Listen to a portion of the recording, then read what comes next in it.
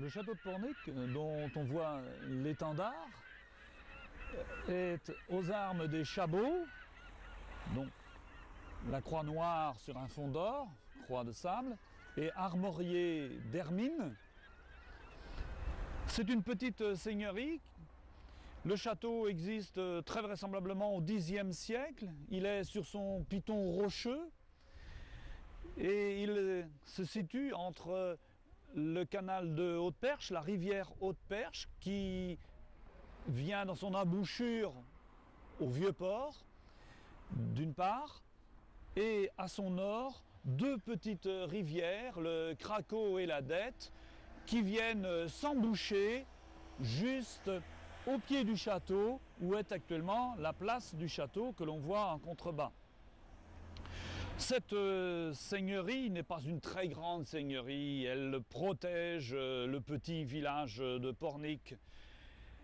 Elle n'aura jamais un rôle très important, si ce n'est qu'elle défend et elle perçoit les taxes, les droits, comme tout seigneur à l'époque. Cette seigneurie fait partie d'un plus vaste ensemble qui est la baronnie de Ray. Par contre, cette baronnie de Ray a un intérêt parce qu'elle se situe dans les Marches de Bretagne, dans cette zone frontalière entre la Bretagne en Sud-Loire et le Poitou. Des forteresses comme Pouzauges, Tiffauges, Machecoul vont marquer ces points importants et la baronnie de Ray, la seigneurie de Pornic qui lui appartient, vont être ainsi, lors de la guerre de 100 ans, un peu un enjeu. La Bretagne joue son jeu dans cette guerre de 100 ans, mais il est vrai que Pornic n'a pas un rôle primordial. Elle a appartenu, cette seigneurie, à Gilles de Ray. Bienvenue au château de Chantossé en Anjou. Chantossé, forteresse médiévale défendant le passage de la Loire. Principalement sous la famille de Cran depuis le XIIe siècle. Je vous invite à entrer dans l'antre du château qui sera plus tard le château de Gilles de Ray.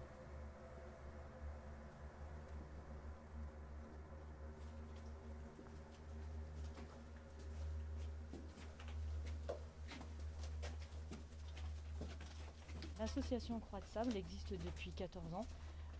C'est une association qui a été faite avec un groupe d'amis qui habitent à Chantossé depuis leur plus tendre enfance et le château a été un site privilégié pour les jeux d'enfants.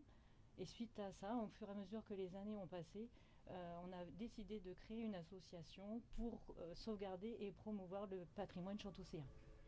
À la fin de cette année 1404, début 1405, naît en la tour noire du château de Chantossé, Gilles. Gilles qui sera plus tard seigneur de Ray.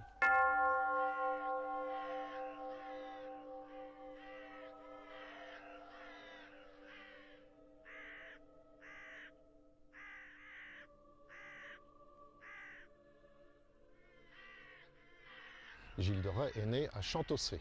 Pourquoi? Tout simplement parce que ses parents, Guy de Ray et Marie de Cran, habitaient Chantossé jusqu'à la mort de Jeanne Chabot, dame de Ray.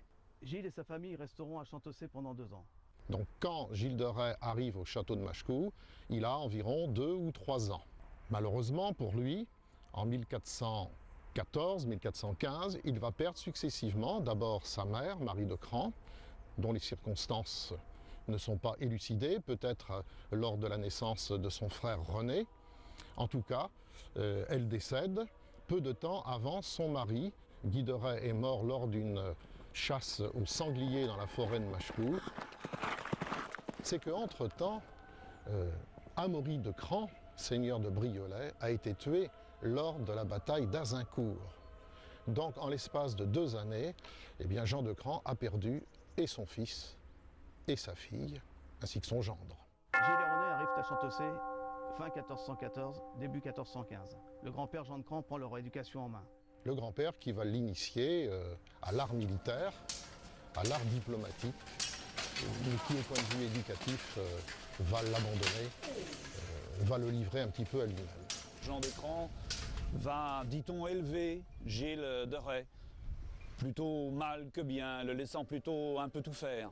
Donc la jeunesse de Gilles de Rais se poursuit à Chantossé, donc avec son grand-père. Et son grand-père, assez rapidement, songe à le marier. Il faut savoir que c'est un homme très attaché au gain et il défend son patrimoine. Et s'il peut l'augmenter, c'est encore mieux. Et en 1420, eh bien là, Jean de Cran jette le dévolu sur Catherine de Thouars. Jean de Cran veut marier Gilles à sa cousine Catherine de Thouars, fille de Béatrice de Montjean. Celle-ci refuse. Béatrice de Montjean est enlevée, est enfermée au cachot de Chantossé dans les culs de Basse-Fosse. Et vraisemblablement avec quelques petits cadeaux en échange, eh bien Gilles de Rais obtient le droit d'épouser officiellement Catherine de Thouars. Le mariage aura lieu en 1422. L'évêque d'Angers mariera Catherine et Gilles en l'église de Saint-Maurice de Chalonnes-sur-Loire. À partir de 1424, Gilles de Rais et Catherine de Thouars vont venir habiter plus facilement Machecoul, puisque à partir de ce moment-là, Gilles de Rais ayant 20 ans, peut prendre possession de ses biens propres, dont la baronnerie de Rais, bien entendu.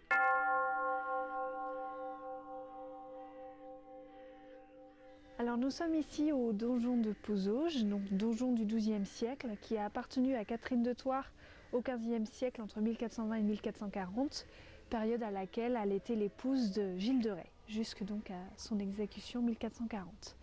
Donc Catherine de Thouars a résidé donc à Pouzauges, elle a fait de nombreuses transformations. Elle a par exemple rajouté un étage, car avant il faisait 26 mètres et à son époque il faisait 32 mètres. Et enlevé la hourde, donc la hourde c'est le balcon en bois qui entourait une partie du donjon, dont on voit encore les traces aujourd'hui. Et elle a rajouté un chemin de ronde au-dessus du 4e étage. Donc sur le blason, on voit un fond or qui représente l'intelligence et la noblesse.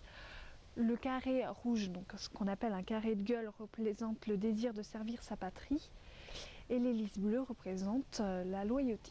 Nous sommes ici donc dans la grande salle de réception du donjon de Pouzauges, là où les différents seigneurs, dont Catherine de Thouars, accueillaient leurs invités. Quand Catherine de Thouars est arrivée, elle a aménagé cette salle ainsi que d'autres pièces du donjon, avec des fenêtres à coups-sièges, des cheminées et également des latrines extérieures. Donc Catherine de Thouars était une résidence emblématique du château de Pouzauges. Donc elle y a résidé entre 1420 et 1440. Auparavant, le donjon, donc, qui existe depuis le XIIe siècle, était plus un château défensif où les seigneurs y venaient de façon irrégulière. Catherine de Thouars est la première à y avoir vraiment résidé, en particulier pour s'échapper un petit peu de son mari Gilles de Rais, qui lui était plus à Tiffauges et à Machecoul.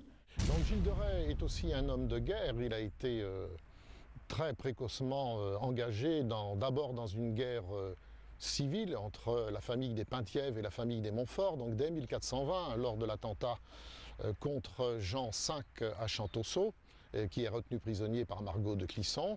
Donc Gilles de Rais fait ses premières armes, bien sûr, sous la tutelle de son grand-père, Jean de Cran. À 16 ans, il sera aux côtés de son grand-père, au combat, pour libérer le duc de Bretagne à Chantosso. Et puis c'est la rencontre, bien sûr, avec Jeanne d'Arc, au printemps 1429, et la délivrance d'Orléans, les batailles de Patay, de Chargeau, et puis ensuite, bien sûr, la marche du Sacre à Reims, avec, pour Gilles de Rais, le privilège de porter la Sainte-Ampoule, et ce jour-là, eh bien, il reçoit le titre de maréchal. Gilles de Rais va être un de ces grands seigneurs qui vont participer, à côté de Jeanne d'Arc, à cette guerre, et qui sera présent, vraisemblablement à Chinon, mais aussi au Sacre en 1429, au Sacre de Charles VII, le dauphin, sacré à Reims avec Jeanne d'Arc.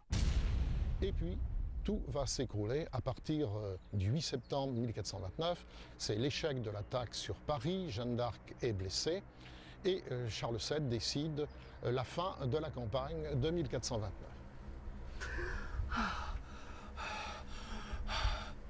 Jeanne, ma compagne de bataille, purée du salut. Viens à mon secours. Alors Gilles de Rais a connu Jeanne d'Arc pendant environ 6 mois. Il a certainement été marqué par cette femme.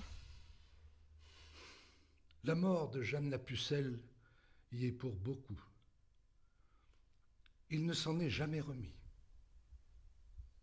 Il l'aimait? Impossible. Mon mari éprouve exclusivement une appétence sexuelle pour les êtres de même sexe que lui. C'est de notoriété publique. Eh bien justement, madame, Jeanne s'habillait comme un homme.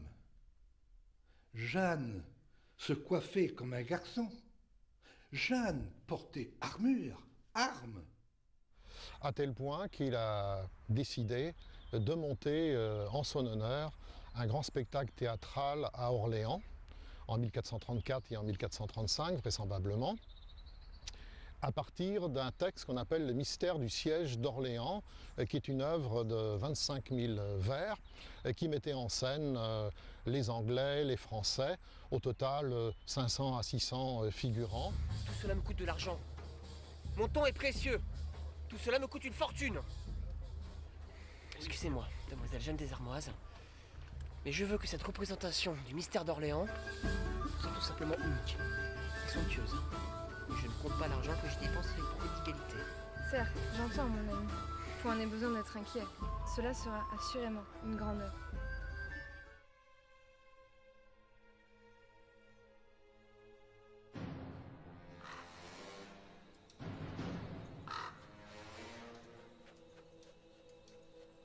Gilles de Rais, bien sûr, c'était un noble, un grand maréchal de France qui a connu sa période de gloire.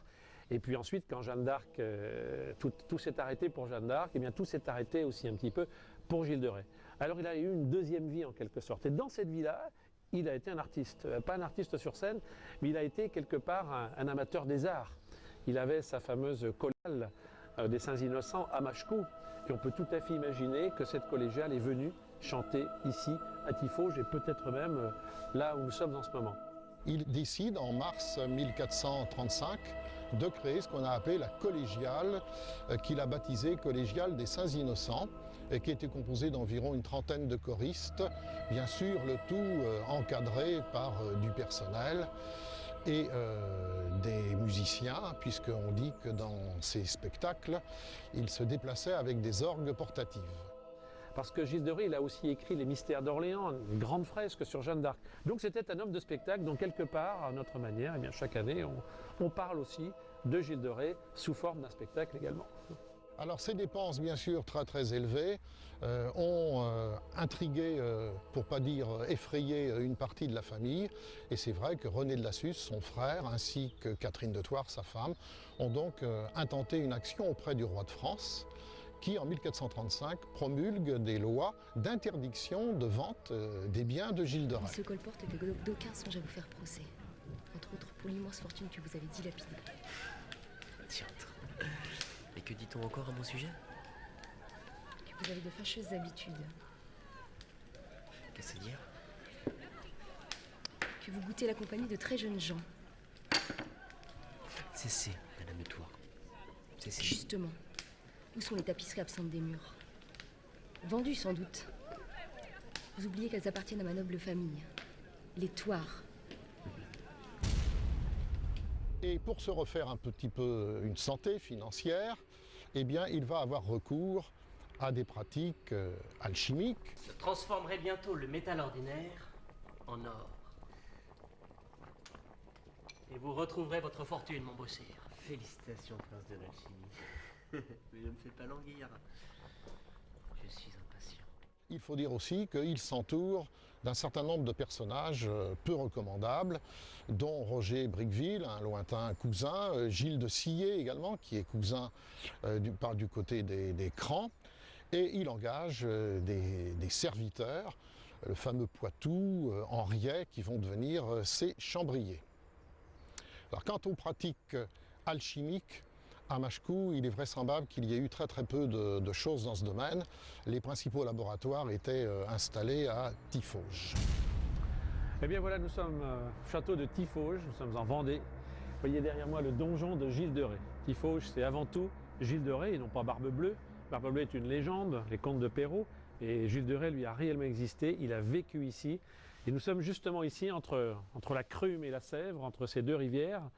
Et c'est ici que le château a été construit avant Gilles de Rais. Mais quand Gilles de Rais, par son mariage en héritage, a eu ce château, il y a fait d'énormes travaux, et en particulier ce que vous voyez derrière moi. Nous sommes ici à un endroit où au XIIe siècle, il y avait une chapelle. Des moines vivaient ici. Et puis Gilles de Rais, parce que son donjon, il ne trouvait pas ça assez grand, il a fait casser la chapelle en deux, on est juste à peu près à la moitié ici, pour en faire des douves, pour pouvoir s'isoler du reste du monde. En fait, Gilles de Rais a créé un château dans un château. Alors là, on est à ciel ouvert, mais il faut imaginer qu'à l'époque, à l'endroit où nous nous trouvons, derrière vous d'ailleurs, il y a, vous voyez, c'était une cheminée. On était ici dans la grande salle à manger de Gilles de Rais. C'est là qu'il recevait tous ses invités, et ils étaient nombreux. Et à son époque, les repas étaient, paraît-il, somptuosissimes, avec de la musique, et il y avait à manger tant qu'on voulait. Parce que ici, de temps en temps, est venue vivre Catherine de Thouars, son épouse, avec sa fille. Ils étaient le plus souvent à Pouzauges, mais de temps en temps, ils venaient ici à Tiffauges. Oh, bien sûr, pas dans les appartements privés, pas dans le donjon, pas dans le deuxième château, qui restait exclusivement à l'usage de Gilles de Rais et de sa cour autour de lui. Mais ici, grande salle à manger, derrière, vous voyez les murs, c'était là les appartements de Catherine de Thouars, qui était une femme moderne, une femme qui a besoin de confort, c'était une femme qui aimait le confort également. Et donc Gilles de Rais avait fait bâtir ici toute une aile où sa femme pouvait venir évidemment en toute quiétude pour se reposer et pour assister probablement aussi à quelques grands banquets que Gilles de Rais a organisés à l'endroit où nous avons les pieds.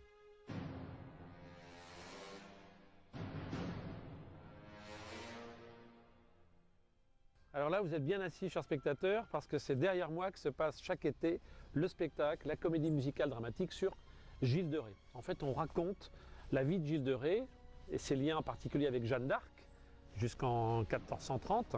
Et puis ensuite, les 10 dernières années de sa vie où Gilles de Rais a vécu beaucoup ici dans ce château qu'on vient de vous montrer. Alors ici, chaque été, effectivement, des artistes chantent la vie de Gilles de Rais, ses liens qu'il avait avec Jeanne d'Arc, et puis la fin de sa vie, la magie, les problèmes qu'il a eu, semble-t-il, quand même dans ce château, et puis sa mort tragique, évidemment, qu'on évoque à travers un grand air après qui s'appelle Tiffauges, des comédiens, des chanteurs, pour expliquer un petit peu ce qu'a été la vie de Gilles de Rais, en particulier ici à Tiffauges. 1432 à 1440, aviez-vous conscience de ces lourdes et horribles accusations portées contre vous, grand seigneur et maréchal de France? Cette quête sans succès de la fabrication de l'or pour suppléer à vos pressants manque d'argent, œuvre d'alchimie, évocation d'éléments, songez à tous ces héritages que vous dilapidiez en pur père. Je n'ai pas le sens des affaires comme l'avait mon grand-père. Je dilapidais ce que mes ancêtres avaient accumulé. À quoi bon ramasser si ce n'est donc pour jouir de ce que la vie vous offre?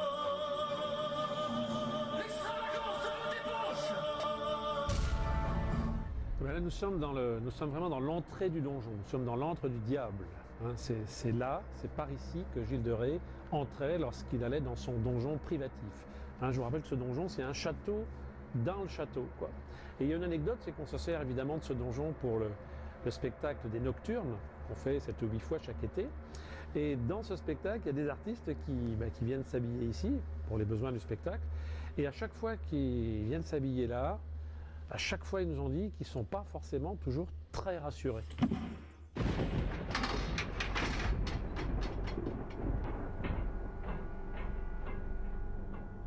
Alors quand je parlais d'endroits un petit peu secrets du château, à travers ces pierres, parce qu'on est ici vraiment dans le secret de Gilles de Rais. Personne n'avait accès à cette partie du château, excepté ses proches, hein, ses domestiques, Blanchet, etc., la père Blanchet, mais aussi Prélati.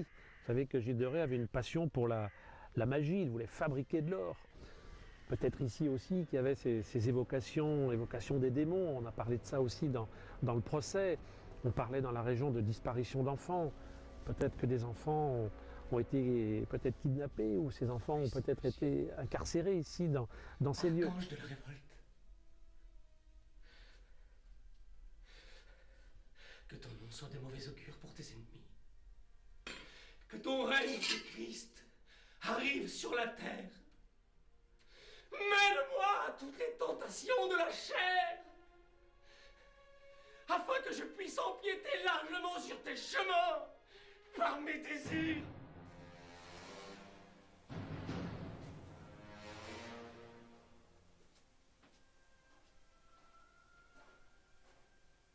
Bien là, dans cette crypte, en fait, qui se trouve sous la chapelle Saint-Vincent, c'est-à-dire sous l'endroit où on fait le spectacle l'été, en sachant qu'il n'y a toujours que la moitié de la chapelle. Hein. Gilles de Rais en a fait raser la moitié, il ne s'encombrait pas à l'époque des délégations aux affaires culturelles et au patrimoine. Il en avait fait raser la moitié pour construire son donjon. Là, on est sous la partie existante encore. Hein. Cette crypte est magnifique parce qu'effectivement, il y a des arches qui sont absolument sublimes encore, qui ont été très très bien préservées. C'était simplement ici un lieu de prière. Il n'y a pas spécialement de tombeau. Le cimetière, en fait, n'était pas ici. Mais une petite anecdote, il y a dans cette crypte un point d'eau, un puits. En fait, ce puits servait simplement, à l'époque où les châteaux étaient assiégés, de pouvoir avoir de l'eau potable. Et en fait, cette eau potable, il la mettait souvent dans des lieux où les assiégeants n'osaient pas trop aller. Un lieu religieux, ça prêtait toujours un peu de respect. Et on est ici, alors... On supposait, il semblerait que ce soit une entrée avec un escalier autrefois qui permettait d'accéder justement à cette chapelle Saint-Vincent où on était tout à l'heure. Donc à l'époque de Gilles de Rais, évidemment, cette crypte existait. On peut tout à fait imaginer que Gilles de Rais, avec les gens qui lui étaient proches, avec les Blanchet, avec les Prélaty, sont venus probablement ici dans cette crypte. Alors, qu'est-ce qu'ils se sont dit ? Qu'est-ce qu'ils ont échafaudé comme projet? Mais que viens-tu faire si haut? Mais sire, les empocheurs ont déposé ce que vous attendiez.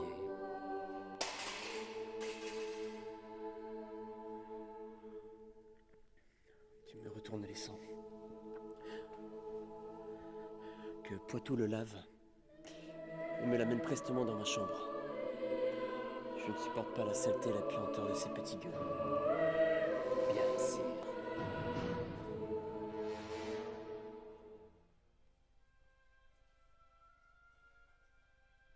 Alors, un petit détail sympathique signalé par M. Chiron, le directeur du château de Tiffauges, ces pierres, ça va jusqu'en haut des murailles.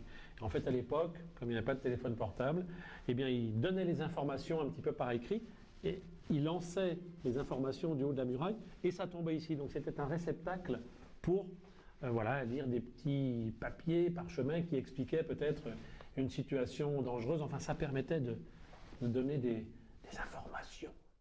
On s'imagine ici, avec ces petites marches, des escaliers en colimaçon, l'immense résonance du moindre bruit, du moindre cri.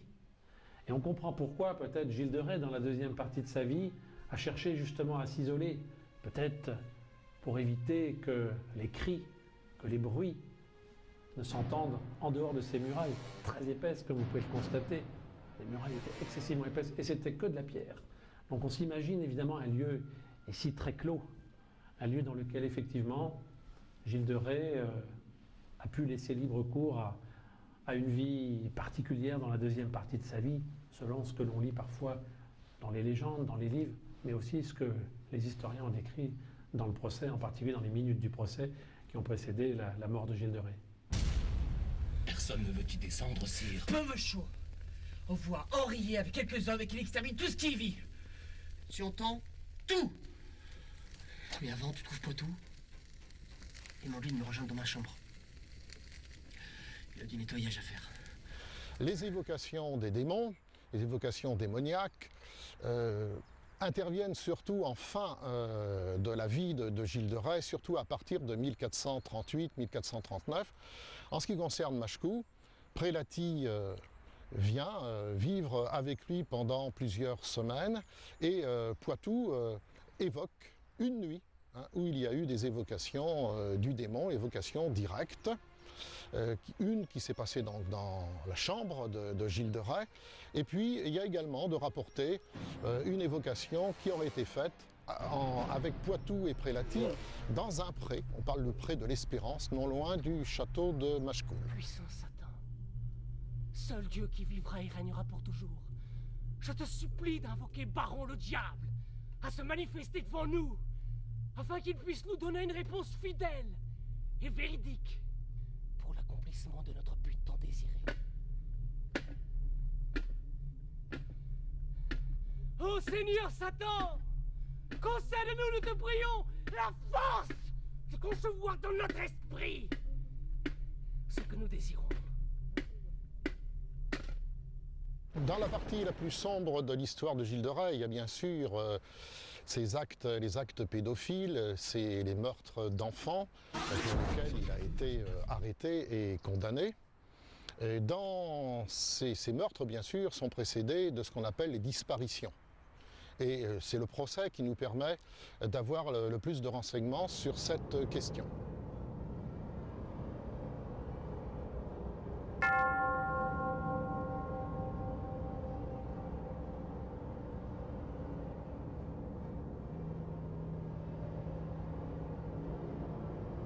Nous sommes à Nantes, sur la motte Saint-Pierre, dans le quartier que fréquenta Gilles de Rais pendant son existence et surtout à la fin de son existence.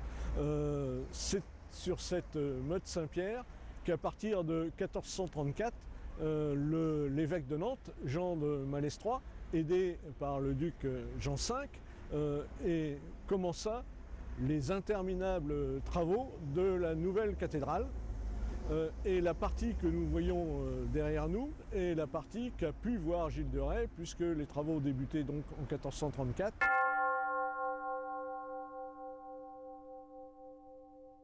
Nous sommes dans le quartier de la cathédrale, là où s'élevaient la plupart des hôtels nobles, et c'est dans cette rue Notre-Dame que Gilles de Rais possédait, hérité de son terrible grand-père Jean de Cran, son hôtel de la Suze, où il s'établissait lorsqu'il devait être à Nantes pour ses rencontres avec le duc ou l'évêque. C'était l'ère de ce prédateur.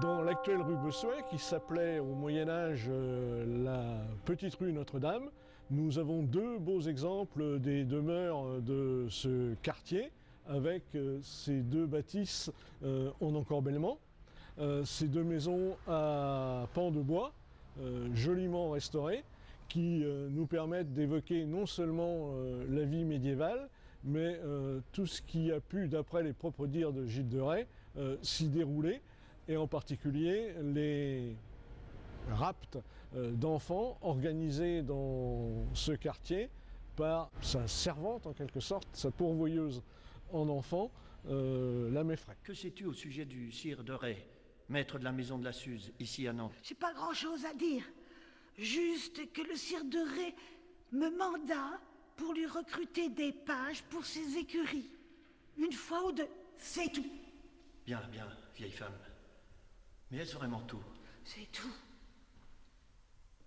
Les dénommés Gaspard Sutra et Jean Lavache, cela ne te dit rien? Nenni. Et les empocheurs non plus? Je suis vieille, je suis malade, je comprends rien. Par vous, révérend Père en Dieu, Seigneur évêque de Nantes, je déclare Perrine Martin, dite la Meffray, déjà diffamée par la rumeur publique, être suspectée par moi de complicité de crimes ignobles, d'invocations aux démons, de participation aux enlèvements de jeunes innocents, pour les faire livrer au sire de Rais, non pas pour ses écuries, mais pour assouvir ses vices abominables et contre nature. Alors dans ces disparitions d'enfants, donc environ une vingtaine, ce sont essentiellement des garçons dont l'âge va de 7 à 20 ans. Les filles, dans les témoignages précis, on n'a aucun renseignement, si ce n'est que de temps en temps, on dit un enfant ou une enfant sans préciser le sexe. Donc on peut peut-être imaginer cela, mais on n'en est absolument pas sûr. Toujours est-il que ces disparitions se provoquaient essentiellement autour du château, et d'après les chambriers, essentiellement Henriet et Poitou, eh bien, ils estiment que ces disparitions provenaient lorsque les enfants venaient à l'aumône auprès du château. hein, il y avait des distributions de vivres, hein, et bien de temps en temps, eh bien, on dit que Gilles de Rais repérait certains jeunes et on ne les revoyait plus. Que fait ton père? Je suis le fils du berger. C'est ton fils? Oui, monseigneur.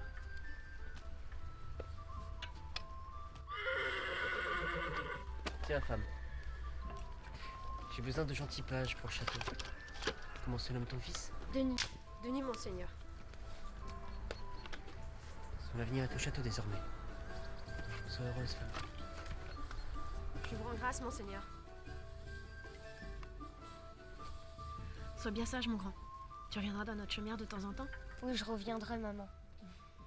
Maintenant, pour les meurtres. Les meurtres, alors la difficulté, c'est bien sûr de trouver des preuves, des traces. Alors qu'est-ce que l'on a? C'est des témoignages, là encore. Témoignages, bien sûr, qui concernent le transport de 40 enfants morts venant de Chantosset. Donc ça, on se trouve aux alentours de la fin de l'année 1437, début de l'année 1438. Lorsque Chantosset va tomber aux mains du duc de Bretagne, eh bien, Gilles de Rais fait transporter ses coffres pour éviter d'être repéré. À partir de là, lors du procès, Henri et Poitou déclarent avoir retiré près de 40 corps d'enfants de la tour basse du château de Chantosset. Moi, Chapeillon, curé de la paroisse Saint-Nicolas à Nantes, je vous accuse, Gilles de Rais, d'avoir inhumainement égorgé, démembré et brûlé des corps de jeunes innocents immolés aux démons, et d'avoir invoqué les esprits malins et à eux sacrifié des enfants, tant garçons que filles. Donc à partir de 1435, les ventes des biens de Gilles de Rais s'accélèrent. Après Chantosset et Ingrande, eh bien, Gilles de Rais vend le château et la seigneurie de Saint-Étienne de Mermorte à Geoffroy le Ferron, qui est trésorier du duc de Bretagne. Il y installe son frère, Jean le Ferron, qui est un clerc tonsuré. Et pour bien s'assurer que la transaction a bien eu lieu, il y a un sergent du duc de Bretagne, Jean Rousseau, qui vient dire eh bien, aux habitants, aux tenanciers de cette seigneurie de Saint-Étienne de Mermorte qu'ils ne doivent plus maintenant payer le cens et les redevances seigneuriales à Gilles de Rais. Gilles de Rais est furieux, il estime qu'il n'a pas reçu la totalité de la vente et voyant qu'il n'obtient absolument pas de réponse, eh bien, il décide un coup de force. Et ce coup de force a lieu le 15 mai 1440, le jour de la Pentecôte, un dimanche. Et avec une soixantaine d'hommes, eh bien, ils entrent en armes dans l'église de Saint-Étienne de Mermorte pour arrêter Jean le Ferron.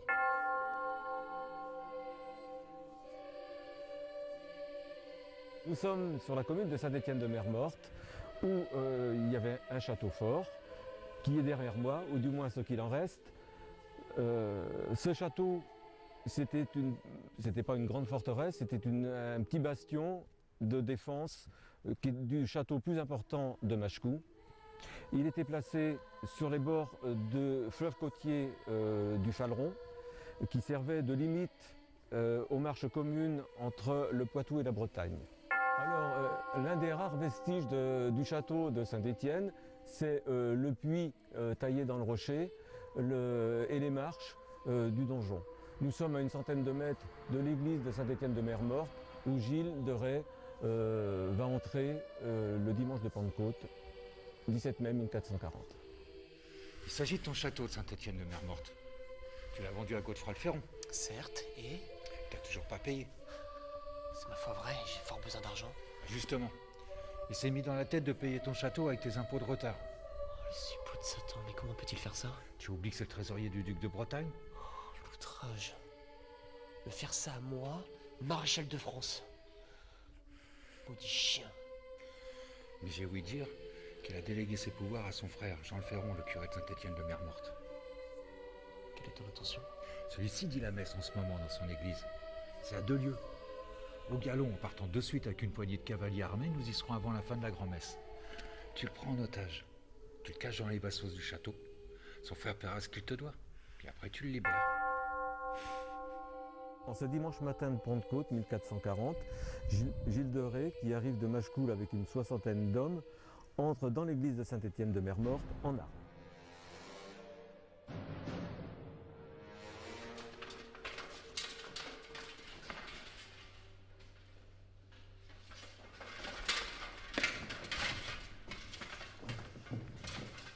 Seigneur, vous avez perdu le sens. Transformer notre sainte église en champ de bataille. Vous direz à Geoffroy le Ferron que s'il veut revoir son frère vivant, qu'il me paye ce qu'il me doit. Il s'empare de Jean le Ferron et l'emmène au château de Saint-Étienne. De là, il l'emmènera à Tiffauges, où il sera emprisonné.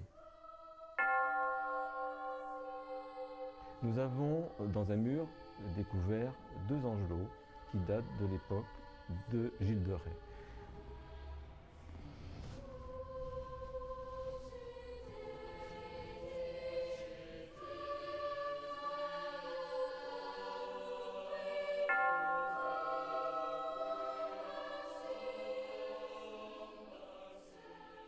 Quelque temps plus tard, Jean V envoie ses sergents de police pour essayer de libérer Jean le Ferron. Ils sont eux-mêmes faits prisonniers et à ce moment-là, Jean V décide que Gilles de Rais a commis un crime de félonie et pour cela, il le condamne à une amende de 50 000 écus d'or. Mais Gilles de Rais s'est attaqué aussi en violant l'Église, il s'est attaqué à l'évêque de Nantes, Jean de Malétroit. Il a violé aussi les immunités ecclésiastiques. Pendant que Gilles venait ici à Saint-Étienne-de-Mer-Morte le jour de Pentecôte, il y avait du côté du diocèse l'évêque qui était en tournée pastorale avec ses délégués, évêques épiscopal et autres, qui faisaient les tournées des paroisses, parce que c'était le moment des communions et des confirmations, et que c'est là qu'ils ont pris les premiers témoignages de paroissiens qui avaient perdu des enfants. Jean V ne sait pas encore trop quelle attitude adopter vis-à-vis de son vassal, si bien qu'il va accepter de le rencontrer à plusieurs reprises et qu'il ne va pas faire d'enquête plus sur lui. Lui, ce qui l'intéresse, ce sont les biens de Gilles de Rais et de protéger bien sûr la frontière de Bretagne face aux visées du roi de France. Quant à Jean de Malétroit, eh bien lui, il va profiter de cette affaire du viol de l'immunité ecclésiastique en ordonnant une enquête sur Gilles de Rais. Et à la fin du mois de juillet, l'évêque a fait son rapport et tout cela va déboucher sur l'arrestation de Gilles de Rais. Le 15 septembre 1440, le capitaine Jean Labbé, accompagné de Robin Guillaumet, vont venir au château de Machecoul pour arrêter Gilles de Rais. Nous, Jean Labbé, capitaine d'armes agissant au nom de Monseigneur Jean V, duc de Bretagne, et Robin Guillaumet, notaire, agissant au nom de Monseigneur de Malétroit, évêque de Nantes, enjoignons sur l'heure Gilles, sire de Rais, comte de Brienne, seigneur de Laval, de Bouzauges, de Tiffauges, de Chantossé, de Machecoul et autres lieux, maréchal de France et lieutenant général de Bretagne,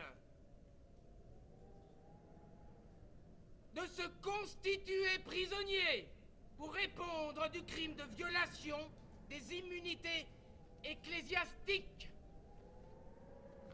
Alors que va-t-il se passer à ce moment-là? Est-ce que Gilles de Rais a les moyens de résister? Quelle va être son attitude? Alors, il y a plusieurs versions qui sont données par un certain nombre de personnes face à cette arrestation. Certains estiment que Gilles de Rais se retrouve quasiment tout seul avec ses 2 chambriers et avec Prélati et Blanchet. D'autres estiment qu'il a encore une garde suffisante qui aurait pu lui permettre de résister. Résister pour quoi faire?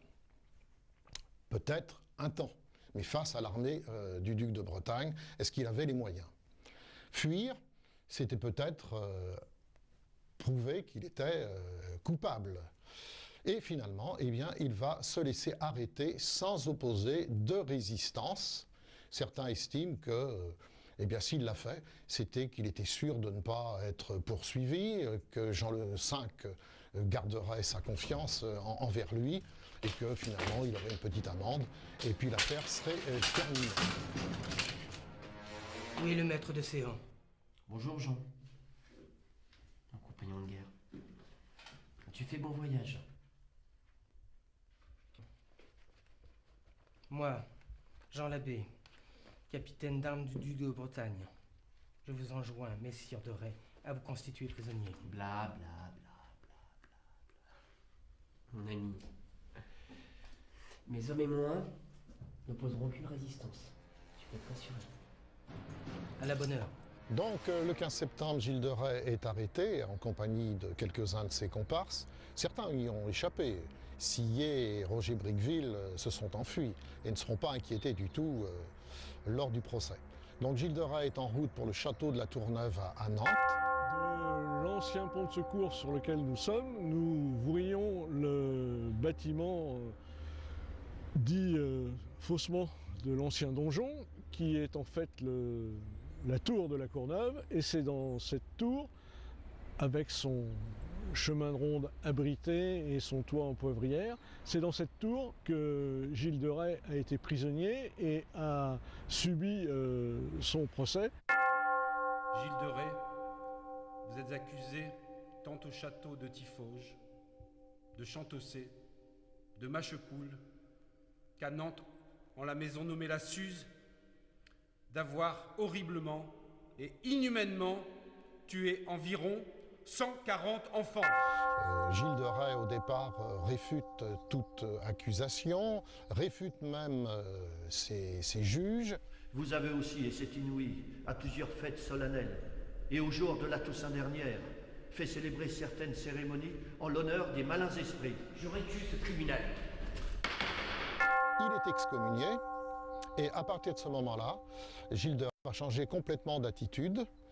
Et comme il a une procédure d'excommunication contre lui, peut-être aussi sous la pression de la menace de la torture qu'on lui infligerait en cas de refus d'aveu, eh bien il se décide à faire une confession. Je demande à réfléchir. Et à me confesser. C'est aussi dans cette tour que, sous la peur de l'excommunication et de la torture, il se livra à des aveux circonstanciés concernant les multiples méfaits qui lui étaient reprochés. Je demande pardon au Seigneur des très saints rédempteurs. Je demande pardon aux parents et aux amis des enfants que j'ai cruellement massacrés. Je les prie de venir en mon aide, avec leurs prières. Dieu puisse vous entendre, mon fils.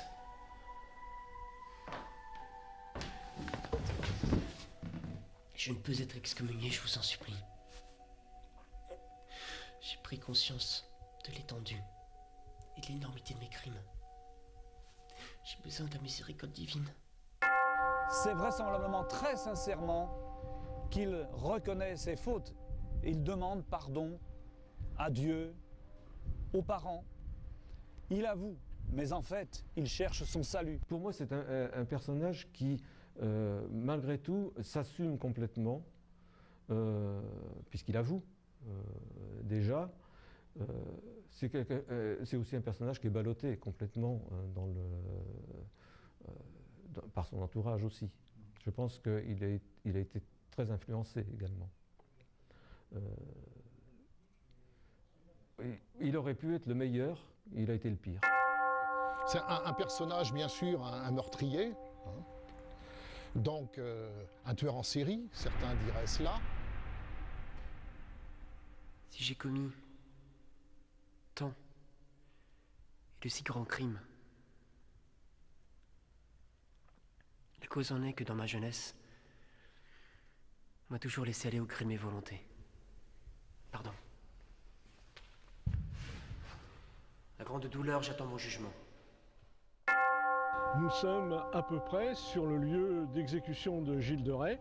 C'est donc dans cette prairie de la Grande Biesse qu'il a été garrotté, puis que son corps a été en partie brûlé, avant que l'on en emporte les restes au couvent des Carmes. Moi, Jean de Malestroit, évêque de Nantes, déclare conjointement avec tous les membres de ce tribunal Gilles de Rais coupable et le condamne à mort.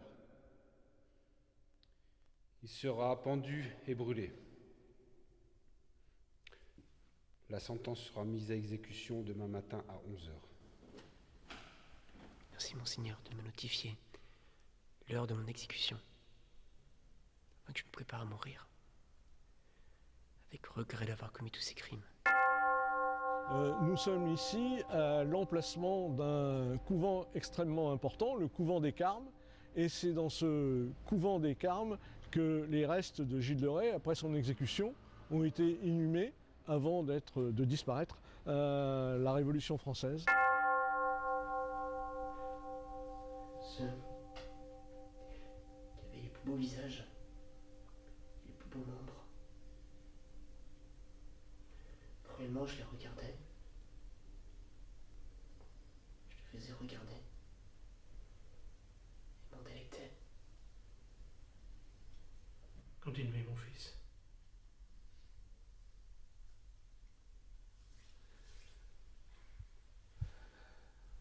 Souvent, quand ils allaient mourir, je m'asseyais sur leur ventre, je les regardais mourir. Je prenais plaisir. Mais c'est au-delà du soutenable, ce que vous confessez là, mon fils.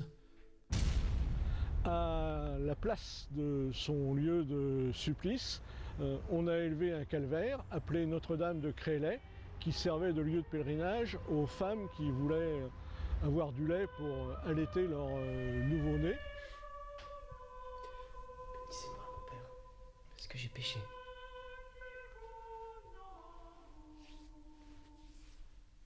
Je confesse, librement, volontairement et douloureusement, d'avoir commis tous les crimes dont je suis accusé.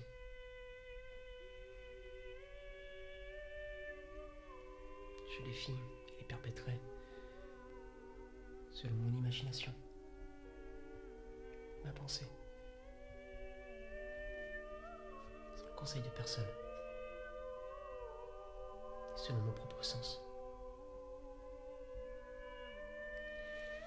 seulement pour mon plaisir et ma délectation charnelle. Et sa confession vous paraît-elle une confession sincère ? Eh bien, dans la totalité, je n'en sais rien, mais je crois qu'il y a quand même 3 ou 4 éléments importants. Son exhortation auprès des parents, hein, qu'ils élèvent mieux leurs enfants que lui a été élevé. Je crois que ça, c'est quand même quelque chose qui ne peut pas être inventé, hein, parce qu'on disait qu'il a même mis en scène sa mort, qu'il a été un homme de théâtre jusqu'au bout. C'est possible, mais il n'empêche qu'il était quand même sincère. Et quand il assume sa responsabilité personnelle, je crois que là, il dit sans doute vrai.